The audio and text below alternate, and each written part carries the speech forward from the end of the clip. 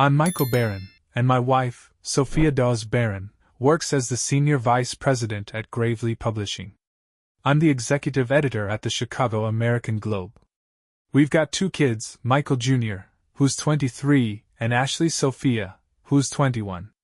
Junior's about to finish up his international diplomacy studies at Princeton, while Ashley's at UC Berkeley, where I sometimes tease her about studying underwater basket weaving. She'd kill me if she heard that.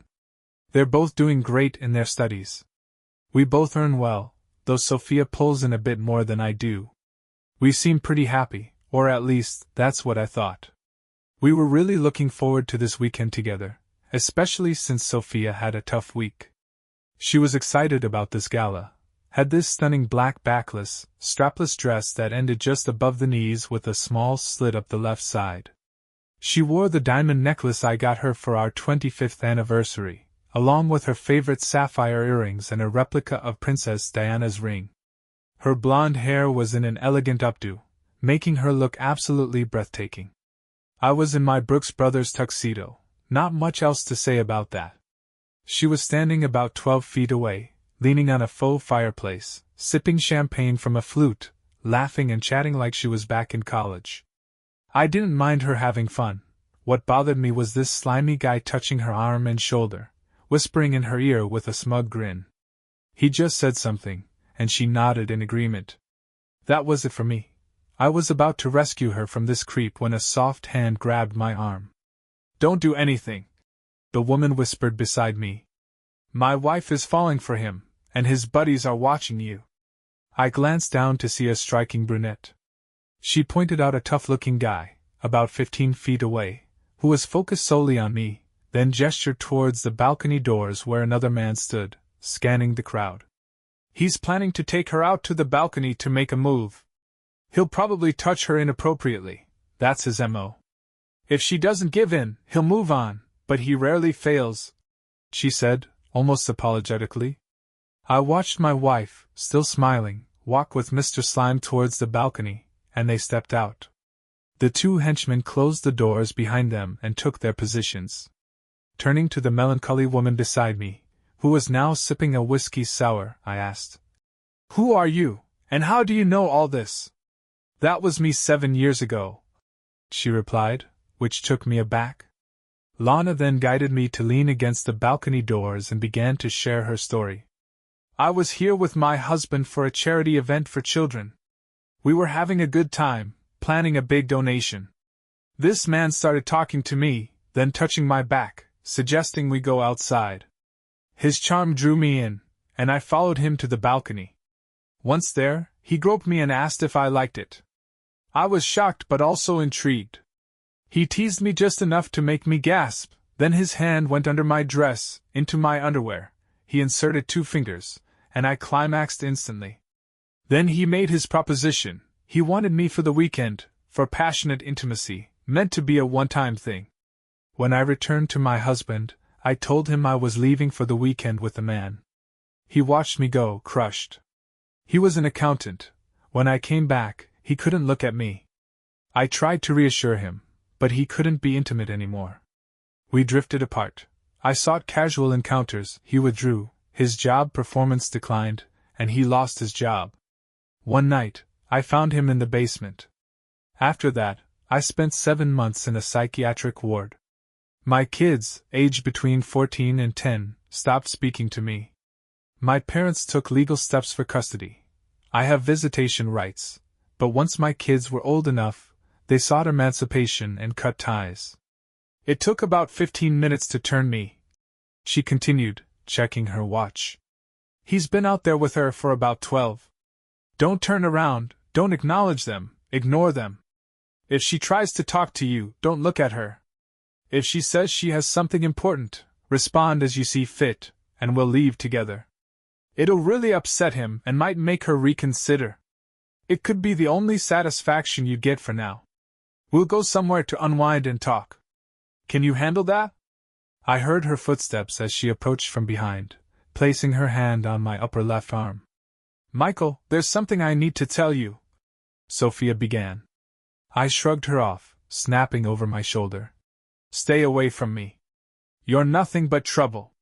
Say what you need to, but if you don't come home tonight, don't bother coming back at all. We're done, and I'll make sure you regret it. You have more to lose than I do, Miss Lana. I gestured, and we left. Michael, we needed to talk right now. The atmosphere had calmed, and people moved aside to let us through as we made our way to the exit. How did you get here? I asked. Car service, she replied. I offered her my arm, and we walked toward my car. They brought the Lincoln around, and I opened the door for her. She slid in, and I tipped the young driver before getting in on the driver's side. I know a quiet place where we can talk if that's all right with you, I suggested. Great idea, Michael.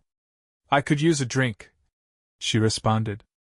We drove to the Corral, a place known for its older crowd and relatively peaceful ambience.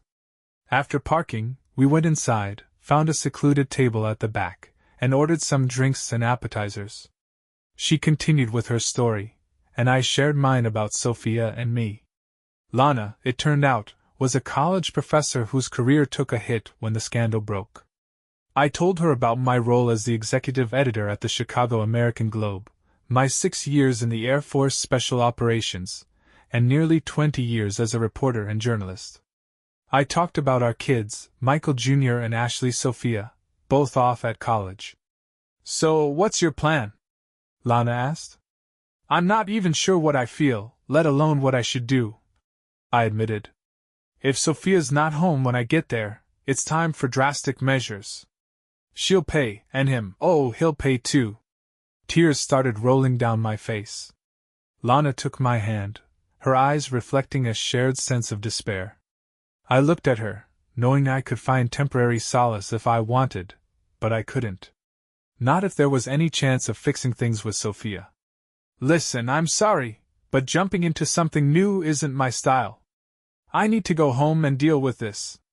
Can you give me your number and details so we can stay in touch?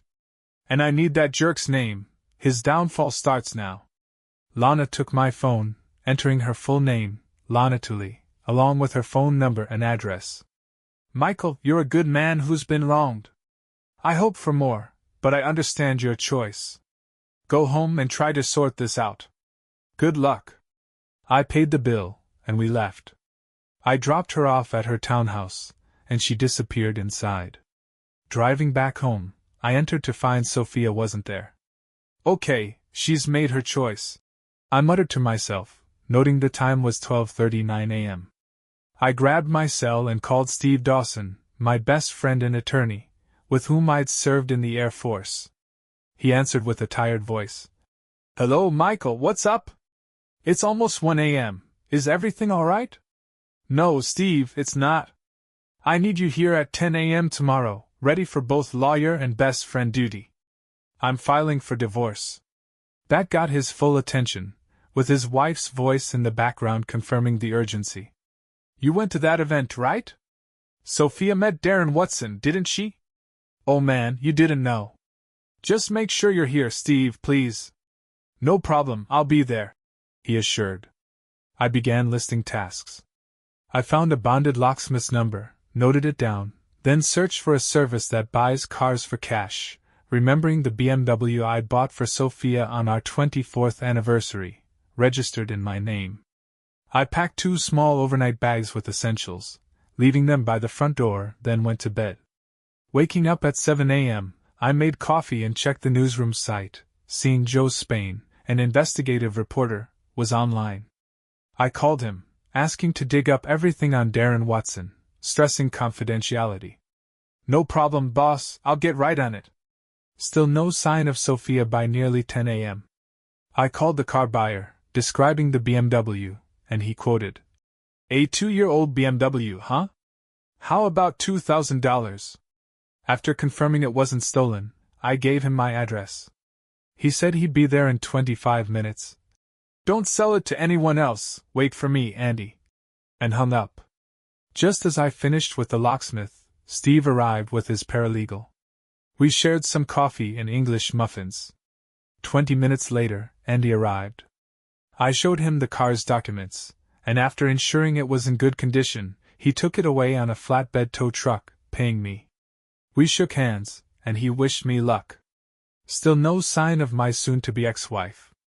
I went back inside to find my lawyers hard at work in the dining room.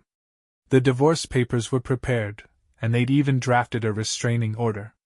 They were also working on a lawsuit for alienation of affection. Steve asked about the car, and I told him I'd sold it since I no longer had any need for it. "You didn't do anything illegal. It's a bit underhanded, but impressive," he remarked. We spent the next 45 minutes dealing with all our financials: online banks, investment firms, insurance, cell phones, mortgages, and my pensions. By noon, Sophia still hadn't come back, and the locksmith had changed all the locks, adding keyless deadbolts to every door. I treated everyone to lunch at Saltgrass Steakhouse, where we met Steve's wife, Deirdre, known as Dee. She gave me a tight, supportive hug. At the table, Dee waited for me to speak, her eyes asking for the story. "I didn't do anything but trust my wife. She blindsided me, and I'm still processing it all," I said. "Is there any way to fix this?" I asked rhetorically. "Hell no. She's still not back, and the only way out now might be if she ends up dead." Dee nodded sympathetically, unable to comprehend Sophia's actions. After lunch, we headed back home. I returned around 6 p.m., still alone in the house. I grabbed a Budweiser and fell asleep in my recliner. Waking up at 7 a.m., I felt tired and sore, so I showered. For the first time in years, I went to church, hoping for some guidance. Sitting quietly at the back, my prayers felt like they were bouncing off the ceiling. After Mass, I lingered, but no sign came. I was on my own, just like it had to be. I drove home, stopping for coffee at a fast food place, then parked my Lincoln in the garage beside my 1980 full-size Bronco. With winter coming, I'd be driving it daily soon. After securing the garage, I turned on the TV to watch the Bears vs. Lions game, which, predictably, the Bears lost. It seemed to mirror my current streak of bad luck. At 5:30 p.m., I got a text from Sophia. "On my way. Be home in 20 minutes. The restraining order would soon take effect, so things were about to escalate." 20 minutes later, I heard an unfamiliar car pull into the driveway. Peeking out, I saw a sleek European car, and Sophia exited from the passenger side, leaning in for a kiss with someone, likely Darren Watson. After he drove off, she approached the house, but her keys wouldn't work with the new locks. Confused, she noticed the 2 small overnight bags by the door. "What's going on?" she muttered to herself, ringing the bell repeatedly and shouting for me to open up. Frustrated, she yelled, "Open the door, Michael!" I finally opened it to face my furious wife. She glared at me, demanding an explanation. "Simple, Sophia, your keys don't work because you don't live here anymore. The woman I was married to lived here, but she's gone," I stated coldly. She tried to kiss me, saying, "But honey dash." I cut her off. "Don't even try it. I don't know where that mouth has been or who it's been on. How many times did you sleep with him, or give him head, or do other things? We didn't just have intimacy. It was supposed to be special." "Oh, spare me," I retorted. "You disappeared for 2 days without a single call. I bet you didn't even think about your husband once, did you? Did you keep your wedding rings on while you were with him?" She flinched, stuttering. "At least you kept your anniversary jewelry. They were gifts, so they're yours," I said, removing her rings. "But these are mine, and your engagement ring was my grandmother's. Remember when I proposed? You won't need these anymore." She started crying and shaking, asking, "Why are you doing this? It was just an act. I had a right to it." "You don't own me," she said, regaining some of her confidence. "You need to let go of your pride, Michael. We need to move on." "You're right," I agreed, handing her an envelope. "Here, this is for you." She looked confused. "What's this?" "Money. I sold the BMW. I didn't need it anymore." She reacted like she'd been stung. "What did you do with my car?" "It wasn't your car. I bought it for you, but it was in my name, so I sold it. I thought giving you the money would be fair." She counted the bills. "There's only $2,000 here." That car was worth much more. What's going on? That's all it was worth, much like our marriage after Friday night. I warned you I'd take everything, and you had much more to lose than I did. The shock on her face was clear. She looked stunned and tried to protest. How could you be so heartless? I came back to you, she said. Man, I must be lucky, I thought, noticing her bare right hand. Where's the Princess Diana ring, Sophia? The one you insisted on having? I offered a real replica, but you wanted the knockoff.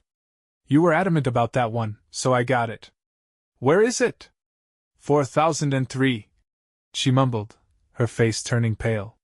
He wanted a keepsake from our weekend, she admitted, avoiding eye contact. So not only did you give yourself away, you gave away the ring you claimed to treasure. She blushed and nodded.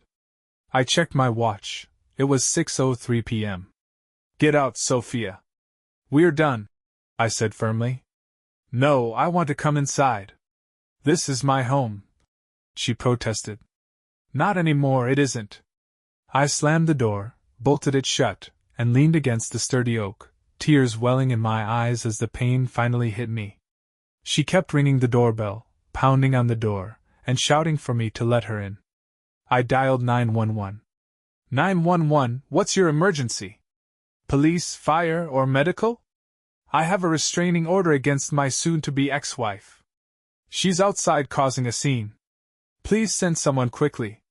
Minutes later, 2 police cars arrived, lights flashing. 4 officers approached Sophia while 2 came to my door. I handed them the restraining order, which they verified with the station. I then gave them her copy, requesting discretion. Meanwhile, the officers dealt with Sophia, explaining the situation. She yelled, Where am I supposed to go? Go to hell, Sophia. I couldn't care less, I retorted. The officers informed her she had to leave and escorted her and her bags to the curb. She called an Uber, apologizing to the officers, who waited as she directed the driver to the Peninsula Hotel. She got in and drove off. Arriving at Gravely Publishing, Sophia went to her office on the 10th floor. Her executive assistant, Jessica, was waiting, noting her 30-minute tardiness. Jessica followed her inside. Is it true? Jess asked. Sophia snapped to attention, facing her friend and assistant. What on earth are you talking about? Everyone's talking about you and Michael, the gala on Friday night. Sitting down, Sophia admitted. Yes, we were there. What about the rest of the weekend? Jessica pressed. I'm not sure what you're getting at, Sophia replied.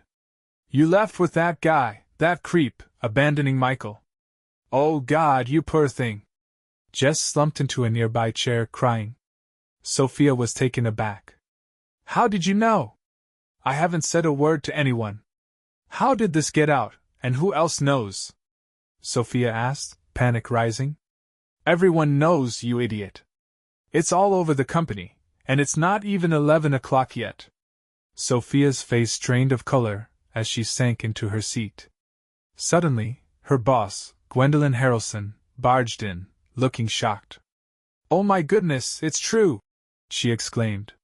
Sophia was stunned by the reaction from her boss and friend. I think this is being blown out of proportion, she defended. Oh, really? Gwen retorted, smirking at Sophia's disbelief. Do you know who he is? How do you think the whole city, maybe half the Midwest, already knows? Sophia paled, staring at her hands. What did Michael tell you? He said you're finished. Claimed he'd ruin you like you ruined him. Who does he think he is? He doesn't run my life. He doesn't own me. He's your husband, idiot. What did Michael do when you got back on Sunday? He sold my car, said he didn't need it anymore since he didn't have a wife to drive it. Sophia sniffled. Oh my goodness! Gwen exclaimed. At that moment, the door burst open, and Stephanie Jameson, Vice President of Mortgages and Acquisitions at Chemical Bank, stormed in, followed by Sophia's secretary, Angela. I'm sorry, Mrs. Barron, she just came in. It's okay, Angela, come on in, Steph, Sophia said with a touch of sarcasm. What the heck have you done? Stephanie demanded. Just then, Gwen's phone rang. Hello? Yes, Hank, I'm with her right now. No, we haven't heard anything from him yet. Yes, dear, I'll let you know as soon as I find out. Goodbye, dear. She turned to Sophia. That was my husband, wondering if you've heard from Michael today. No, I haven't spoken to him since last night, Sophia replied.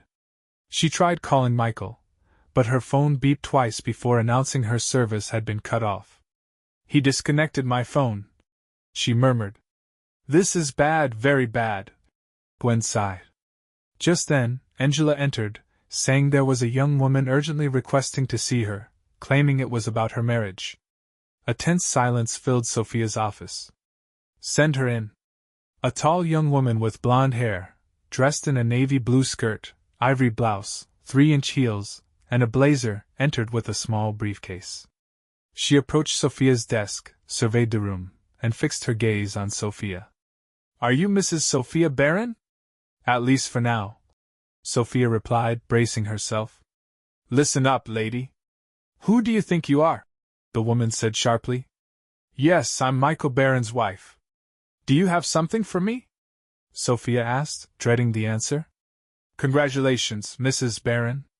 You've been served. Stephanie handed her a large envelope, snapped a photo, and left swiftly. At the door, she turned to the group. 7 years ago, my mother tore our family apart, just like you did. Hope you enjoyed it. Good day. Sophia's head hit the desk as she received the envelope. Gwen hurried to her side, helping her sit up. Sophia was hyperventilating. Stephanie dialed a number on her phone, connecting to Michael's office at the Chicago American Globe. Chicago American Globe, Mr. Barron's office. How may I assist you? I need to speak with Mr. Barron. It's Mrs. Stephanie Jameson from Chemical Bank. May I ask what this is regarding? It's about his wife. I'm sorry, ma'am, he's not taking calls from his wife. He said to tell her to. Just put him on the phone, damn it. One moment, please. Soon, Michael's voice came through the speaker. Well, Stephanie, I bet the whole gang's gathered around the cheating queen. What do you need? Michael, you're being unreasonable. She's a wreck, and you're not helping. What's your plan here? Ask her what she thought would happen when she went off for her intimacy-filled weekend. Tell her to lawyer up and talk to them. I won't talk to her until we sit down with our kids on Saturday. Goodbye, Stephanie. Click. Oh no, Gwen exclaimed. You're in deep trouble. Well, Stephanie retorted, your only hope is to bear it all and beg for mercy. Oh wait, you already did that this weekend, didn't you, dummy? Sophia's head thumped against the desk once more, the sound echoing in the office, but no one rushed to help her. Michael ended the call and dialed his son, Michael Jr., in New Jersey. Michael Jr. was in a serious relationship, and Michael hoped this situation wouldn't impact it, but they needed to talk. After 3 rings, his son answered. Hey, Dad, what's up? Not great, son. How's Tara? She's good, Dad. What's going on? Is Mom all right? She's physically okay. I need you and your sister here for a family meeting on Saturday. Tara can come too. 2 tickets will be waiting for you at the counter on Friday. Janine will give you the details. Don't ask questions, just be here. It's important. Dad, what's happening? You're scaring me. Son, I haven't talked to you like this in over 10 years, but I need to now. Trust me and do as I say without questions. He hung up, deciding not to influence their opinions about their mother. He'd let them decide for themselves. The conversation with his daughter was similar, but she seemed more emotional. She agreed to see him on Friday. The rest of his day passed quietly. He consulted his lawyer and updated his private investigator on the progress with Darren Watson. Back at Gravely Publishing, the women gathered, trying to offer support to their friend Sophia, who was overwhelmed, babbling and in tears. What have I done? What have I done? Sophia was inconsolable, unable to grasp reality. Eventually, Gwen took charge. We need to pull ourselves together and level the playing field. She called a friend on her cell phone. Hey, Carolyn, it's Gwendolyn Harrelson. Can you represent a friend of mine in a divorce? Her name is Sophia Barron. Yes, her husband is Michael Barron. Wait, what? Oh, I see. Thanks a lot. What was that about? She already sees you as toxic. That was Carolyn Herrera. She's tough and hates bad husbands almost as much as cheating spouses. When she heard Sophia's name, she knew the situation. She said if she took the case, her husband would divorce her. They're devout Catholics with 5 kids, and they know Michael and Sophia, plus she's aware of the jerk involved. Stephanie chimed in. Let me give it a shot. She dialed a number on her cell phone. Hey, this is Stephanie Jameson. Can I speak to Brett Walker? Yeah, it's about a divorce. Hi, Brett, I need to discuss a divorce matter with you. Oh, you've already heard? Well, thanks anyway. You're not getting any breaks, honey. I'm running out of options here. He heard about what happened and basically said Sophia brought this on herself. He also mentioned he wouldn't challenge Steve Dawson on this for anything. Sophia's head dropped to her desk again, landing on her arms. So I reached out to some pals who could stir up trouble discreetly, nothing too serious. I didn't want them getting caught. They put sugar in the gas tank, paint balloons on his fancy car. After that they went to work with an air grinder and a roto-zip tool, messing up the hood, sides, roof, and rear deck. Then they flattened the tires and slashed the sidewalls. Those pricey Michelins were ruined. This retaliation was going to keep happening for a while, and I wasn't worried about the costs. She had a hard time finding a lawyer but eventually found a feminist lawyer willing to take her case. So it all boiled down to the family meeting. Friday was chilly in Chicago, almost as cold as it was at home. The kids flew in from both coasts. My son brought along his soon-to-be fiancée. I hoped he was making the right choice. This meeting was going to be emotional. Their mom was still staying at the hotel, and they didn't understand why. I told them they'd have to talk to her the next day. They asked where she was. She's staying at the Peninsula Hotel. If you want to see or talk to her, try there. I've tried, Dad. Her cell phone isn't working anymore. Why would that be? It's disconnected. Call her workplace or leave a message at the front desk. I wonder why she hasn't called you yet. Interesting. My daughter looked at my son and his fiancée and asked, "What's going on?" Your mom has a problem. I can't talk about it. Talk to her, please. You'll understand if she talks to you. They tried to reach her but couldn't. Through her secretary, she said she talked to them Saturday morning at 10 a.m. I took the kids out for dinner, and while it was nice, there was an undeniable awkwardness in the air. Saturday morning was clear but cold, typical Chicago weather this time of year. By 10 a.m., with coffee in hand, the kids waited for their mom to show up. She arrived, accompanied by the Honorable Kathleen O'Hara. Seriously, Sophia, bringing your lawyer here in front of the kids? I questioned. My client didn't want any attacks on her character in front of her children. Miss O'Hara responded. Your choice, I said, leading them into the living room. The kids rushed to their mom, eager to understand what was going on. No questions for my client, Miss O'Hara interjected. What? Who is this, Mom? My son asked. I'm Miss Sophia Dawes' attorney. Your dad is filing for divorce against her, she stated. Game over. I just sat there, smiling and silent, following Steve's advice to either speak the truth or say nothing at all. It was wise counsel. My son spoke first. What's going on, Mom? Please direct all questions to me. What's happening, Mom? Ashley inquired. Talk to me.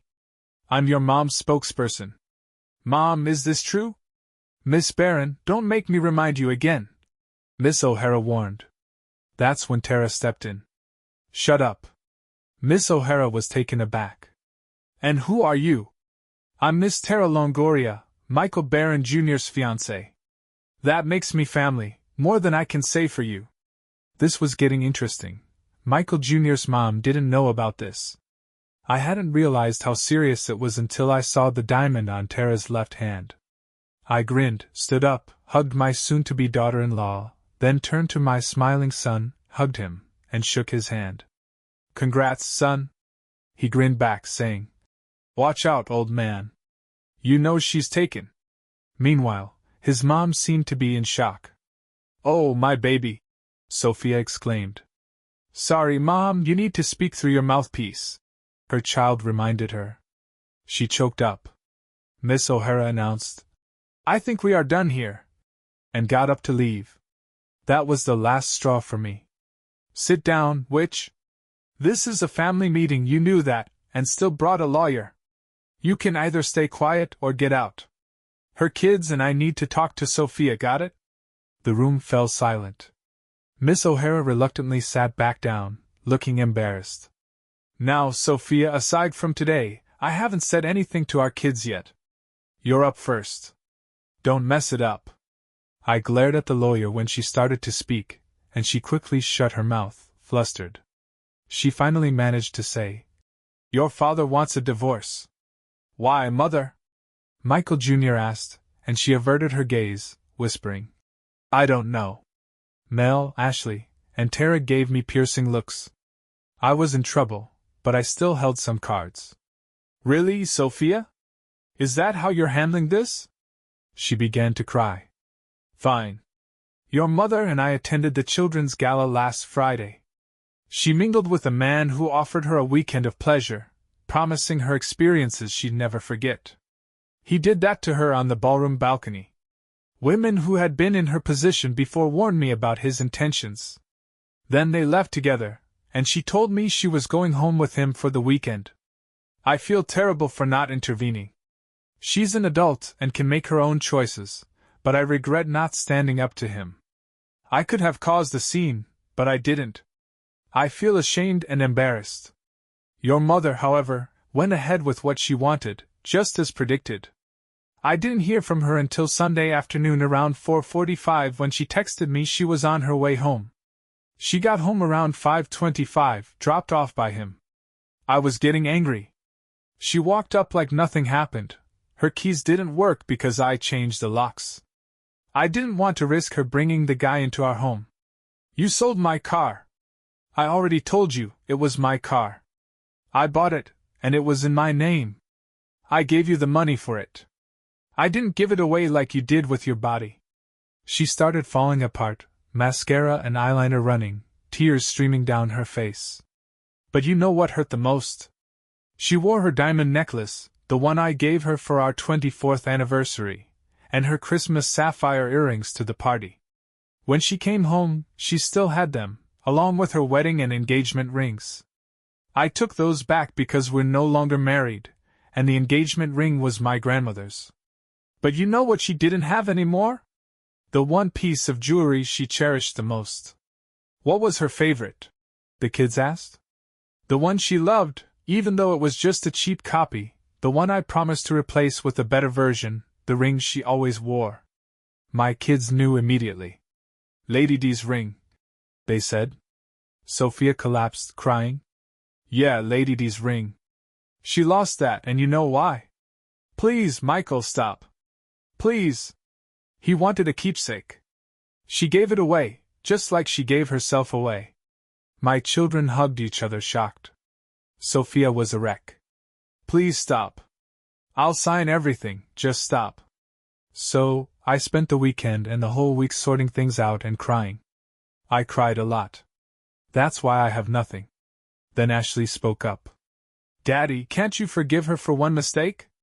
"Yeah, Dad, it was just one time. Mom deserves better from you. Move on," Michael Jr. added. I missed the first chance to address this. Now, I was behind, feeling stunned. I didn't see this coming. Was I the only one hurting so much? Was it all my fault? Were my kids suddenly clueless? Are you even listening to what we're talking about? Do you know what she did? Let's see. Tell me, Sophia, did you have an inappropriate conversation with a man not your husband last Friday night? I chatted with a handsome guy, she admitted, evading the direct question. So did he tell you to tell your husband you were going home with him to be intimate? Yes, but I'm a grown woman and... So did you sleep with him because I wasn't there? I don't know. So tell us, what did you do all weekend?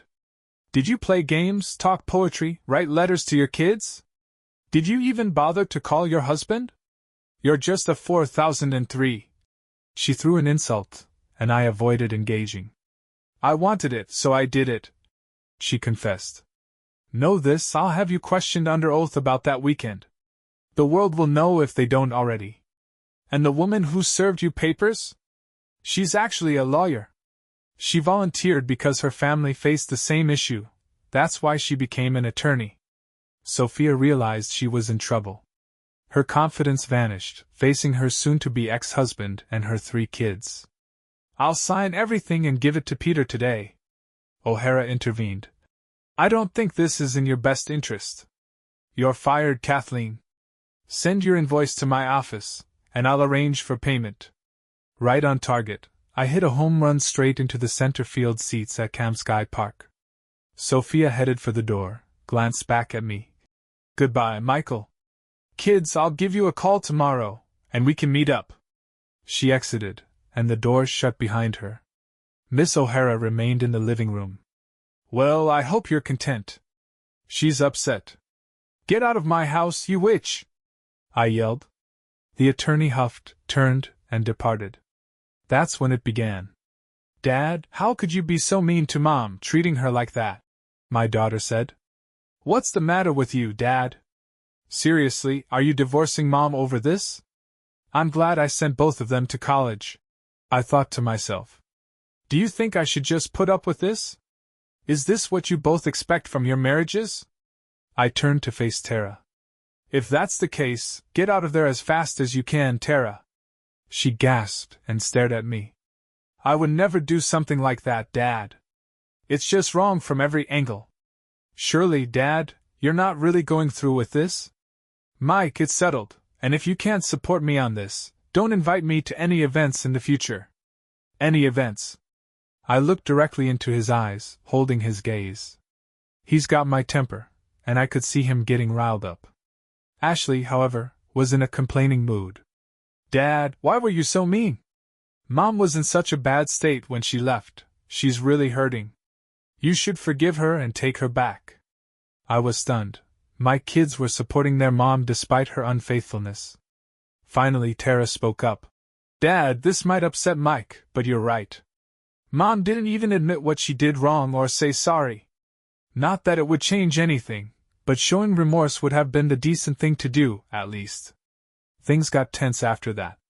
About 2 hours later, they phoned their mom and arranged to visit her. I gave Mike a spare key and reminded him to drive safely. He looked at me and asked if I wanted to come along. Are you serious? I shouted. Mike stared at me, then said he couldn't understand me.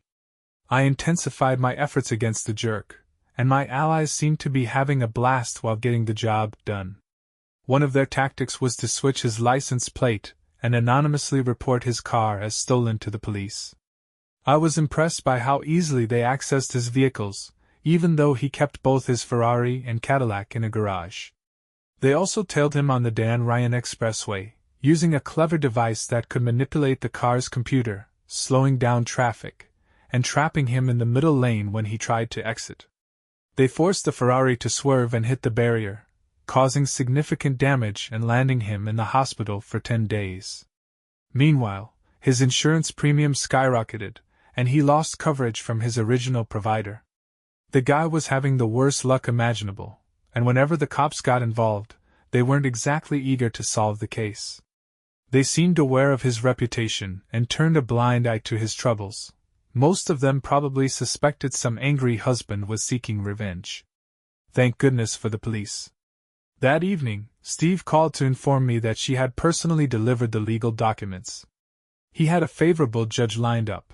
His son had been a victim of the jerk 3 years ago, and he assured us he would expedite both the divorce and the alienation of affection lawsuit. As for the adultery charge, it was uncertain if we could make much headway, but it was worth a shot. The kids grew distant from me, especially.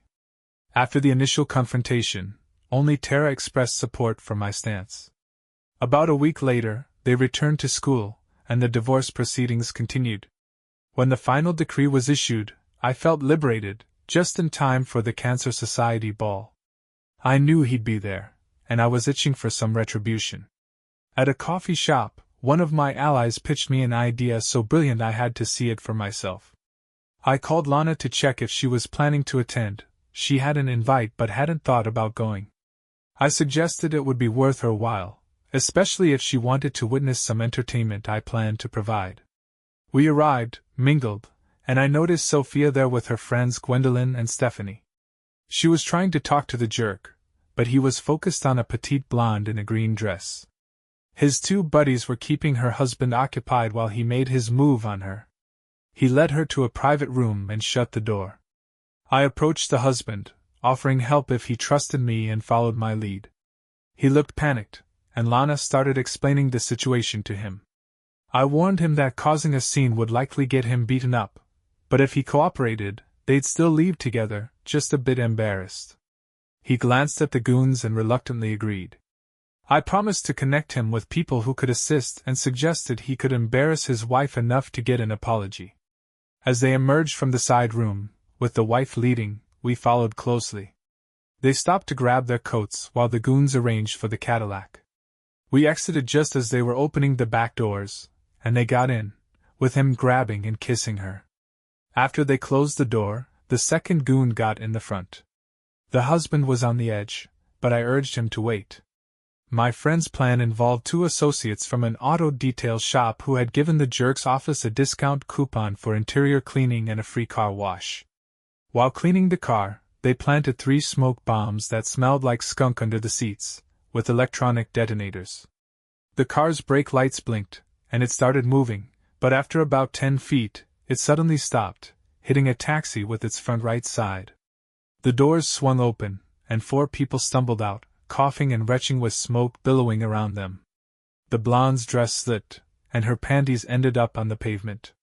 The woman's husband rushed to her side, though he wobbled from the smell and smoke. I smirked as the jerk struggled to stand, his injured leg making him hobble. Just then, the police arrived. As the jerk moved towards his former lover, the husband intervened, landing a punch to his stomach and a kick to his groin.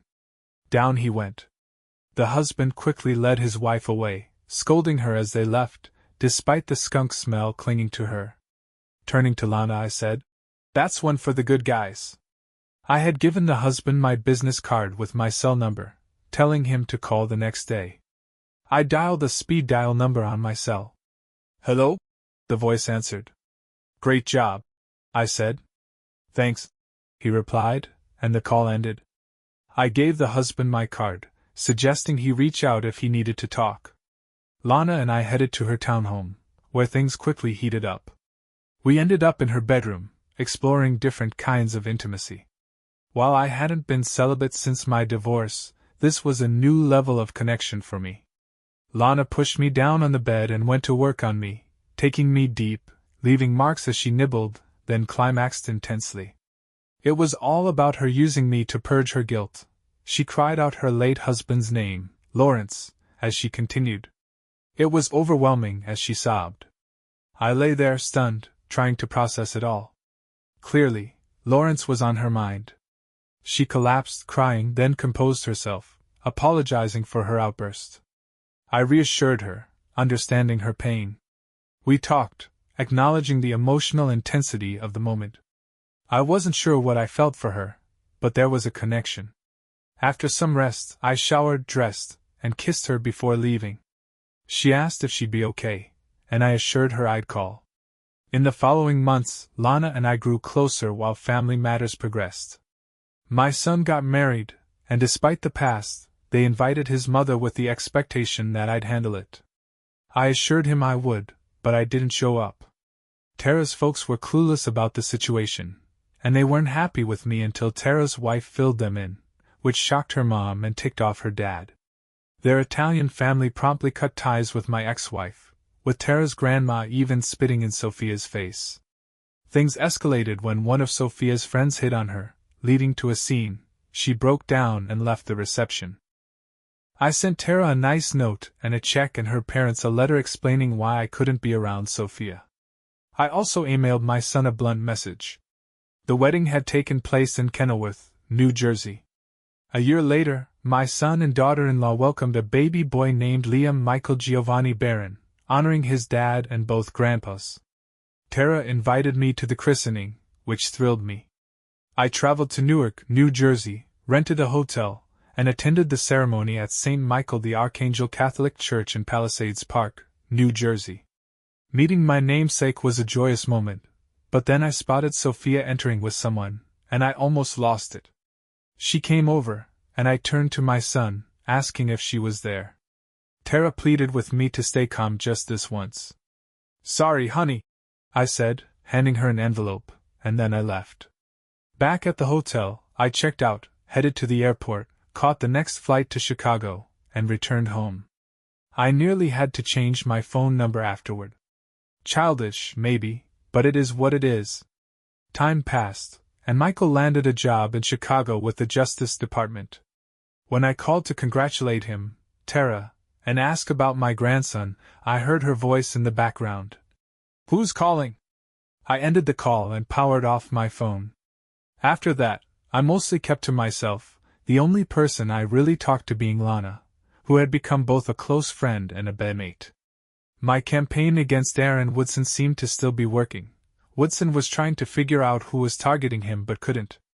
Even my son and daughter-in-law knew about it. It was still small stuff, but it was becoming legendary. About 3 months later, Tara called me at work. "Dad, next Saturday is little Michael's 3rd birthday. We're throwing a party, and we want you there." "I'd like to, sweetheart, but you know how I feel. I'm not good company, and I don't want to spoil it for your mom. Mom isn't invited. I told Michael, your son, that she's not welcome that day. I'll cut him off if he invites her or asks her to come. I really admire this girl. My son doesn't deserve her.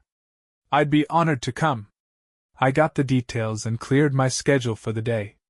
I called FAO Schwartz and ordered a Tonka dump truck, just like the one I had as a kid.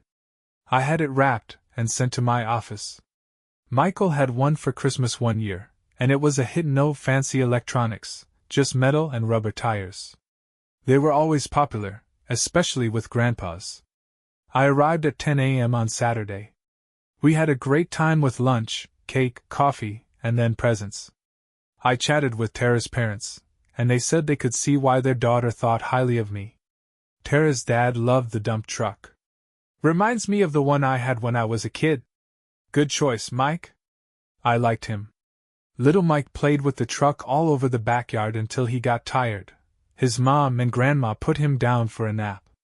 Even my son was cordial. He brought me a beer and suggested I relax in the backyard. I took his advice and found a chair on the lawn. Life felt good as I took a sip of Bud. A shadow fell over me, and I glanced up to see my ex-wife with a glass of what looked like white wine. "Hello, Michael. Mind if I join you?" I glared at her but stayed silent. She set her big shoulder bag down and sat crossing her ankles, a pose she used to try to charm me. Not this time. My glare made her shiver. "You're not making this easy, are you? Anyway, Michael mentioned you'd be here, and his wife made it clear I wasn't welcome. It might not sit well with him, but he thought it was worth a shot to patch things up between us. Michael thinks we deserve another shot. I want us to be together again, to wake up in each other's arms, grow old together. I've been lonely these past years. What do you say? Can we try again?" I looked her over. She'd aged a lot, gained some weight, developed a nervous tic. She never apologized, just launched into her speech. I wondered where the woman I married had gone. I sighed, finished my beer, and got up. "Well?" she asked. "What's your answer?" "Not just no, but hell no, Sophia. I've been through hell these past 3.5 years because of you." Maybe harsh, but it felt good to say. I walked away, heading up to the patio, then through the sliding glass doors into the kitchen where I ran into my son, who grinned at me. "So how'd it go, Dad? Not too bad, huh?" A shot rang out, and screams filled the air as guests rushed outside. I grabbed my son's arm. "Your mother might be hurt, go check on her." He paled and hurried outside. I grabbed a water bottle, went to the living room, and sat alone on the couch. The police arrived, taking statements. A .40 caliber can cause a lot of damage. I answered their questions, explaining I hadn't spoken to my ex-wife in years. I spoke with my daughter-in-law, comforting her through tears, then left for home. Lana called, having heard the news. I assured her I was handling it. She asked if she should come over. No, I'll manage, but thanks for offering. On Monday, I called Stu Phillips, our top crime photographer in Chicago. Stu had won many local and national awards for his photography. Stu, I need a favor. My ex-wife took her own life at my grandson's birthday party on Saturday. Most folks have heard about it, boss. We're sorry, even though you two weren't close. Thanks, I appreciate it. Do you have connections with the forensics team? Can you get me photos of her skull, her head? Color, 10 by 12 would be ideal. Stu gave me a curious look, thinking it over. It's a bit unusual, but I can make it happen. I know some folks who owe me a favor. Might be a little weird, though. Thanks, Stu. I owe you one. I'll get it done in a few days, boss. A plan started forming in my head, adding to my revenge campaign. The wake lasted 3 days at a fancy funeral home on the west side. Her casket remained closed due to her appearance. She had many friends, with hundreds attending. I wasn't there. Word had it that my absence didn't go unnoticed. The day of her funeral was gray and rainy. I felt cold and damp. The procession included 4 flower cars, 3 limos, and the hearse, with about 60 cars following. Again, I wasn't among them. I stood at the cemetery, watching from a distance in the misty rain. I observed as the coffin was carried to the grave. Despite the weather, a large crowd gathered, and the priest said kind words. It made me wonder who he was talking about. I was surprised the priest even showed up, considering the circumstances of her death. My son was scanning the area, probably looking for me. After the service ended, people began to depart, and soon only immediate family and close friends remained. As the crowd thinned, it eventually dwindled down to just my kids. They headed to the limos, with my son lingering at the back door of the Cadillac, scanning the surroundings. Eventually, he gave up and got in. The car slowly made its way out of the cemetery and disappeared into the mist. I left the trees just as the groundskeepers were preparing to close the grave. Approaching her coffin, I briefly contemplated an act of defiance, but somehow, all the anger and hatred had dissipated. I didn't know how, but it had all faded away. Looking down at the woman I once loved, I sighed and bid her farewell. I forgive you, even if you don't acknowledge your wrongs. I forgive you. I used to love you, but not anymore. Arriving at work the following day, I found a large envelope on my desk. I hesitated before opening it, knowing what it contained. Eventually, I gathered the courage and took out the photo. It wasn't pleasant, but it was Sophia. The Children's Society benefit was approaching, marking the 4th anniversary of this whole ordeal. I called Lana and invited her to accompany me. She agreed enthusiastically, and we arranged for me to pick her up around 8 p.m. Summoning the Society editor to my office, I also called in our investigative reporter and photographer. I wanted to convene a meeting to strategize and plan our next steps. They gathered, and I explained my plan. Next weekend, I want to publish that exposé on Darren Woodson. There were murmurs of approval. Only verified, factual, legally affirmed accounts supported by depositions and sworn statements. No guesswork.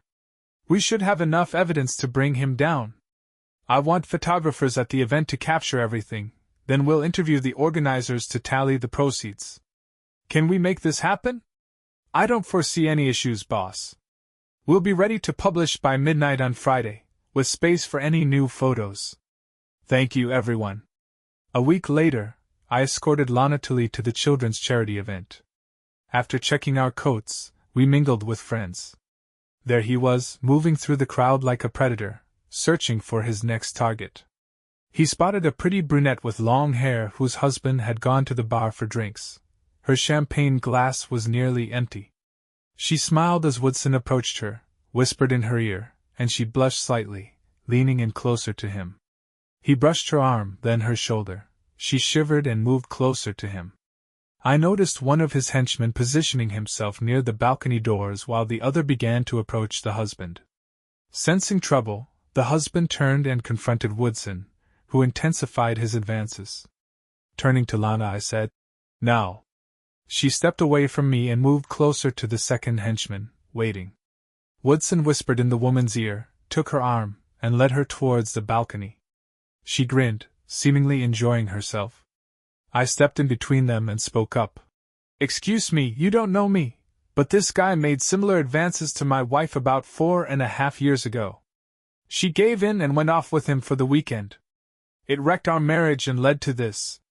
I showed her a photo of my wife's battered face. "This is my wife. She took her own life last week." I placed the picture in her hand. She went pale, trembled, and dropped her glass, which shattered, causing a commotion in the crowd. "This is your chance to avoid the same mistake she made." I discreetly signaled to the nearby photographers and noticed one of Woodson's henchmen moving towards me. The shocked woman glanced at the photo, then turned to Woodson. "You jerk!" she shouted, slapping him across the face, her nails digging into his skin. Just then, his bodyguard approached, but Lana stepped in. "Excuse me," she said calmly. I turned to leave, brushing past Woodson with my right shoulder. He glared at me. "It's you," he snarled, reaching for my shoulder. "Let go of me," I growled, spinning away from him to my left, then pivoting to punch him square in the nose with my right fist. His nose crumpled, his jaw cracked, blood gushed, and he collapsed like a sack of bricks. His henchmen stood frozen while cameras clicked around them. Lana took my arm as the brunette's husband approached her. "Please take me home now," she said, her voice trembling. We stepped onto the dance floor, and the crowd parted as we moved to the center. Facing the crowd, I pointed at Woodson. "I should be ashamed of what that guy got away with. You should all be ashamed for supporting him just by donating to charity. The charity, along with Chicago and society, should be accountable for his actions. On Saturday and Sunday, there will be a newspaper article with the facts and the brave statements of his victims. Read it and take it to heart." Lana pulled me away before I lost my cool, and we made our way through the crowd. Back home, she iced my sore fist, then we had a passionate night together. The consequences were swift and harsh. While his actions weren't illegal, public opinion was ruthless. He became an outcast, and charities rejected his donations. Contributions to the Children's Gala plummeted by 65%. Several organizations returned his money, removed him from boards, or censured him. Even the NAACP distanced themselves. As a stockbroker, his negative reputation cost him his license and job. He attempted to sue me and have me arrested, but the husband of the woman he tried to seduce, who was an ADA in Cook County, launched his own investigation, rendering the lawsuit futile. He was found 2 weeks after he was fired in an alley down by the old stockyards, his manhood removed and placed in his mouth. Too bad. Lana and I became a couple, though marriage isn't certain. Reconnecting with my kids and bonding with her children has been challenging but rewarding. We're navigating through the difficulties as best we can.